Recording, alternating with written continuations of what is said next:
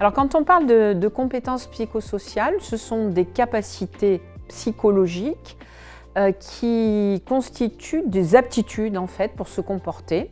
Elles sont toutes interreliées. Ce sont des compétences cognitives, émotionnelles et relationnelles. Et chacun d'entre nous peut développer ses compétences pour réussir plus son projet de vie, sa relation avec lui-même, les autres et l'environnement. De quoi il s'agit quand on parle du voyage des Toi, moi, nous, grandir et vivre ensemble? Il s'agit d'un programme de développement des compétences psychosociales de 7 séances d'1h30. Ce sont des activités ludiques ou éducatives qui sont animées par un adulte en position d'éducation qui aura été préalablement formé sur les compétences psychosociales. Donc l'activité, elle se déroule autour d'une histoire, l'histoire des Toi, moi, nous. Ça, c'est vraiment le fil rouge pour faire un petit peu activer l'imaginaire des enfants. Ces enfants viennent demander l'aide aux enfants de la Terre et au fur et à mesure, les jeux vont être le prétexte à une prise de conscience donc sur la connaissance de soi, sur la façon dont on interagit avec les autres. Et également, tout au long du programme, on va vraiment valoriser la coopération, l'entraide, la tolérance entre les enfants et les adultes.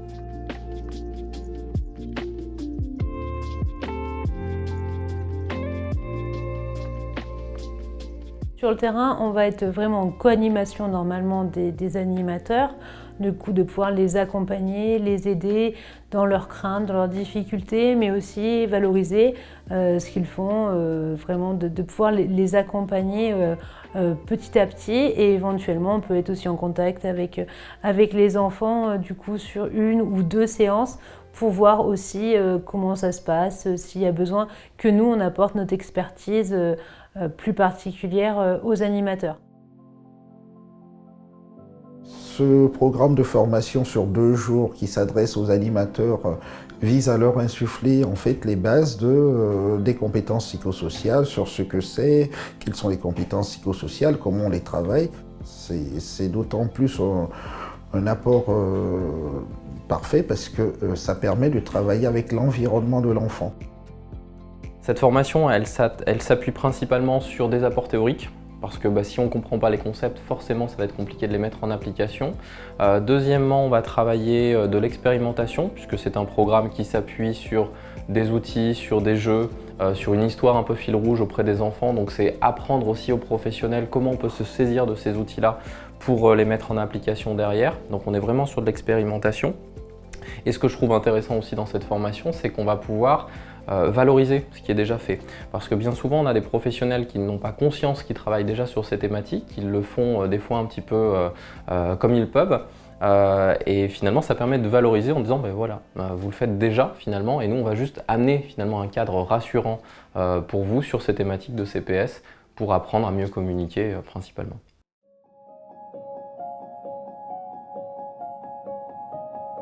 Disons que ça a permis d'apporter un petit peu plus de bienveillance au sein de la classe. On s'écoute un petit peu plus, on prend le temps de mieux régler les conflits aussi. Des élèves qui s'entraident davantage, ça fonctionne bien. Je n'entends plus d'élèves me dire qu'ils sont nuls, parce que dès les premières missions du programme, on travaille sur l'estime de soi. On a observé tout de suite un changement de vision des enseignants aussi sur comment traiter la violence dans les cours de récréation, développer les compétences psychosociales. Ça permettait de traiter cette violence présente dans les cours de récréation sans passer par des sanctions, mais plutôt sur réapprendre à communiquer ensemble. Alors, on a pu avoir sur le terrain des retours de groupes d'enfants, donc pour voir comment vraiment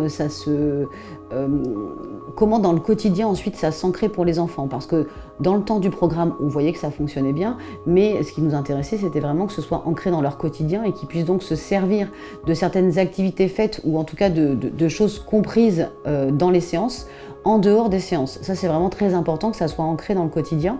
Et donc, on a des enfants qui ont pu se saisir de certains jeux pour les remettre en place à la récréation et dire non, tu devrais peut-être pas communiquer comme ça, la phrase que tu lui as donnée, peut-être que finalement il a été vexé et comment on pourrait se parler autrement, par exemple. Donc, on a pu avoir des retours directs d'enfants qui se sont vraiment saisis du programme, qui ont été un peu ambassadeurs, et après on a d'autres enfants qui du coup ont envie de participer, où le programme leur sera proposé les années suivantes, mais on voit quand même qu'il y a un engouement intéressant autour du projet.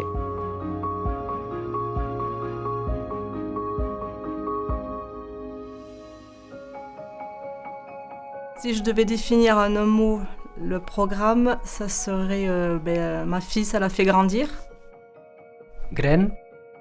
Bienveillance.